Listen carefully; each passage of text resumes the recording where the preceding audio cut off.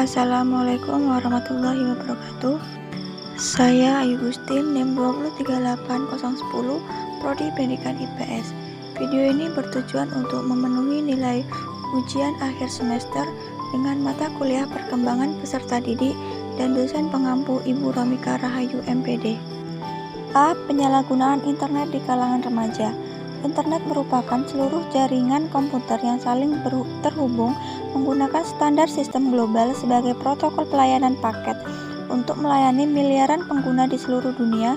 Dengan makin canggihnya perkembangan teknologi sekarang, menggunakan internet bukanlah hal yang sulit, di mana hampir semua HP atau saat ini populer dengan HP yang berbasis Android, hampir atau mungkin sudah semuanya memiliki fasilitas untuk berselancar di dunia internet. Di kalangan pelajar seperti saya, internet merupakan sebuah kebutuhan primer atau pokok yang harus dimiliki, di mana internet dapat menjadi sarana untuk memperoleh informasi dengan cepat, ditambah lagi dengan adanya buku online yang bisa diunduh dengan mudah, membuat para pelajar lebih leluasa untuk memperoleh informasi pengetahuan tanpa harus bersusah payah. Namun bukan berarti referensi buku tidak diperlukan lagi. Di sini internet berperan sebagai referensi kedua bila ada hal-hal atau materi yang tidak kita pahami. 1. Sosial media. Mudahnya mengakses dan menggunakan internet membuat kita mengetahui informasi lebih cepat, rinci dan simpel, dan juga dapat membantu kita dalam banyak hal seperti cara memasak, cara bermain gitar, mencari lokasi, dan banyak lagi. Namun setiap orang mempunyai naluri yang berbeda-beda, tak semuanya baik.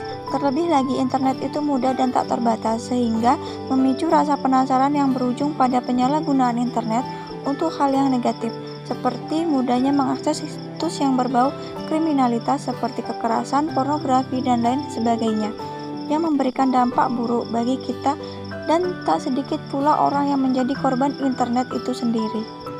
Tak hanya itu saja, saat ini hampir semua orang mempunyai akun sosial media yang tanpa disadari hal yang satu ini juga merupakan hal yang merusak. Namun menurut mereka makin banyaknya orang yang masuk ke dalam sosial media justru membuat hidup mereka makin berwarna. Hal ini menarik mereka ke dalam kehidupan antisosial. Contohnya dengan adanya sebuah aplikasi sosial media atau biasa disebut dengan sosmed seperti Facebook, BBM, Line, dan lain sebagainya. Hal ini memang memudahkan mereka dalam berkomunikasi. 2. Pornografi. Meskipun kita on atau selalu aktif di sosial media, belum tentu kita aktif dalam kehidupan sosial di dunia nyata, yang menyebabkan perilaku antisosial. Selain sosial media, banyak lagi hal di internet yang negatif atau merusak. Mungkin hampir semua orang, terutama remaja, pernah menggunakan situs terlarang ini. Tak masalah bila kita dapat membatasi dan tidak melampaui batas yang dapat merusak fisik dan pikiran. Memang setiap manusia memiliki naluri seks, namun bila remaja terlalu sering mengkonsumsi pornografi, dorongan untuk menyalurkan hasratnya menjadi tinggi. Oleh karena itu, jika pada masa remaja saja mereka sudah banyak mengkonsumsi pornografi, maka potensi untuk melakukan perilaku seks di luar pernikahan akan menjadi lebih tinggi. Selain itu, banyaknya iklan yang berbau pornografi di saat kita membuka sosial media maupun game online menyebabkan rasa penasaran yang tinggi terhadap pornografi, terutama pada anak yang masih belum bisa mengontrol dirinya. Pada awalnya tak ada niat sedikit pun bagi anak untuk membuka situs terlarang itu, tetapi karena banyaknya iklan yang biasa terdapat di game online yang banyak dimainkan anak, dapat menyebabkan dampak negatif bagi anak yang kemudian menimbulkan rasa penasaran yang bila terus-menerus menjadi tanda adanya pengawasan akan berujung pada hal yang negatif. Situs pornografi ini merupakan permasalahan parah dan dapat muncul di mana saja. Seakan-akan situs terlarang ini memang dirancang untuk merusak generasi penerus, terutama remaja atau pemuda, mengingat sebagian besar pengguna internet adalah kaum remaja atau pemuda. Ada baiknya orang tua maupun orang dewasa mengawasi anak atau bahkan memberikan pemahaman bila perlu akan dampak dan bahaya pornografi, karena masalah yang satu ini termasuk cukup fatal karena dapat merusak moral dan pikirannya. 2. Game online. Game memang dapat melatih kreativitas terutama bagi seorang anak.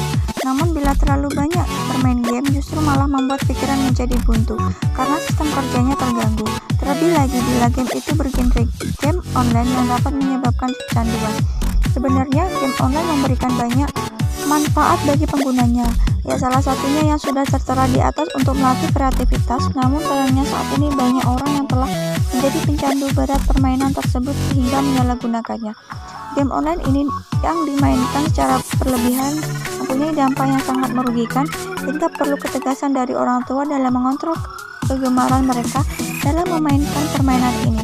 Berikut ini dampak negatif game online yang tidak sesuai dengan porsinya atau dimainkan secara berlebihan. A. Kesehatan menurun. Game memang merupakan permainan yang menyenangkan. Tidak mengherankan anak-anak memiliki kegemaran untuk memainkannya. Namun bila dimainkan secara berlebihan justru membuat anak menjadi malas yang mengakibatkan kurangnya aktivitas fisik dan juga berkurang daya tahan tubuh. Ditambah lagi game membuat anak lebih banyak duduk, sering terlambat makan, sering terpapar layar monitor atau Android dan sebagainya. B. Gangguan mental. Di dalam game online banyak terdapat adegan-adegan kriminalitas seperti perkelahian, pembunuhan, pengrusakan, pemerkosaan, dan lain sebagainya yang secara tidak langsung telah mempengaruhi alam bawah sadar seorang bahwa kehidupan nyata ini sama seperti apa yang ada pada permainan tersebut, terutama bagi remaja dan anak-anak yang masih mempunyai daya fantasi yang tinggi. Contohnya seperti game GTA atau game Auto. Di dalam game yang satu ini kita seperti mendapatkan kebebasan untuk melakukan kriminalitas. C. Pemborosan. Untuk hal yang satu ini sudah pasti, mengingat game online adalah game yang menghubungkan kita dengan orang lain, terlebih lagi bila dia seorang pecandu game yang bila pada gadget ia tidak peduli dengan paket atau data atau kuotanya yang habis hanya karena bermain game online. Begitu juga dengan game online di warnet, yang namanya warnet sudah pasti kita membayar, tak masalah bila hanya sesekali. Tapi bila dia termasuk pecandu game online, hal ini tentu akan menyebabkan pemborosan, hanya untuk memenuhi rasa fantasinya. Pemborosan ini biasa terjadi pada kalangan remaja yang masih mengenyam pendidikan. D.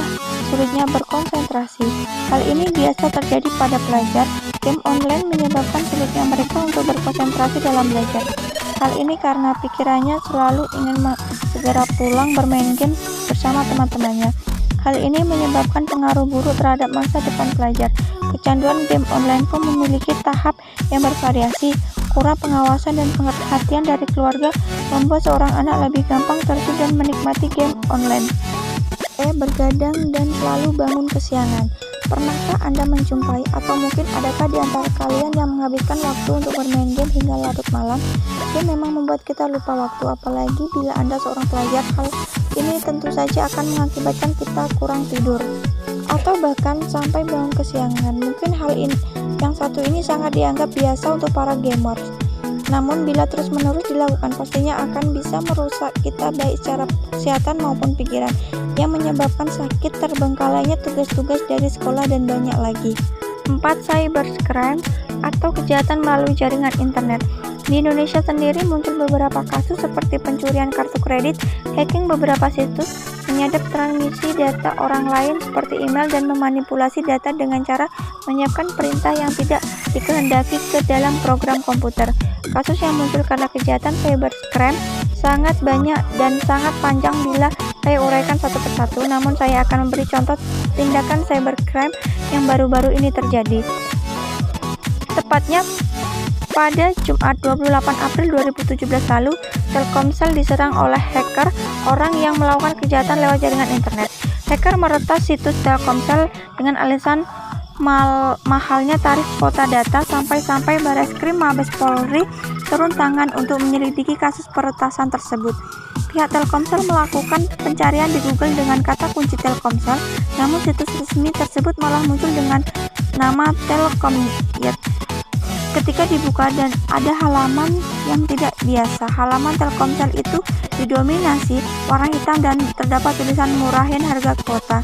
Namun kasus peretasan situs Telkomsel ini tidak terlalu fatal karena hanya berdampak pada tampilan luar website saja dan tidak masuk ke dalam bagian yang lain.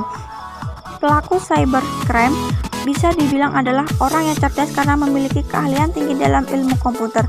Pelaku cybercrime umumnya menguasai algoritma dan pemrograman untuk membuat kode malware cybercrime, termasuk tindakan yang melanggar hukum dengan menyalahgunakan teknologi komputer khususnya internet.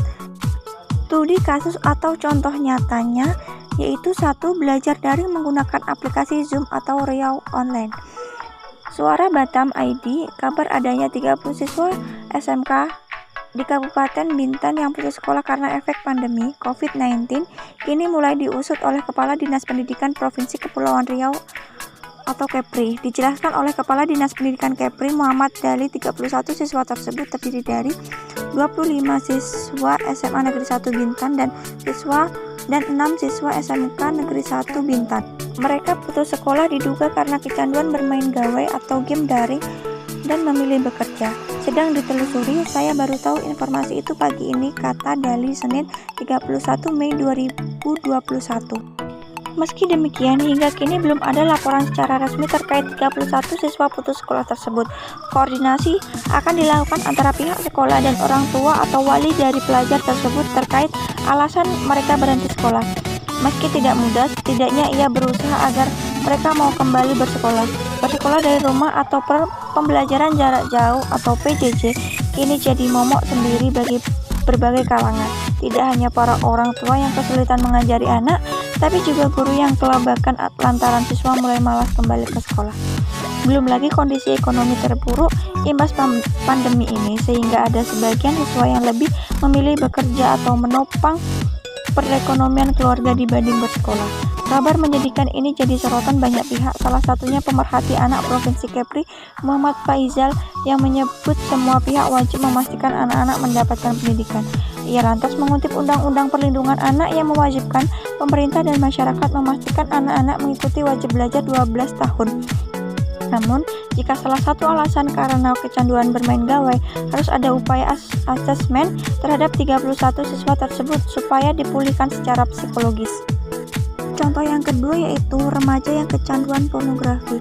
Tasikmalaya, Kompas.com.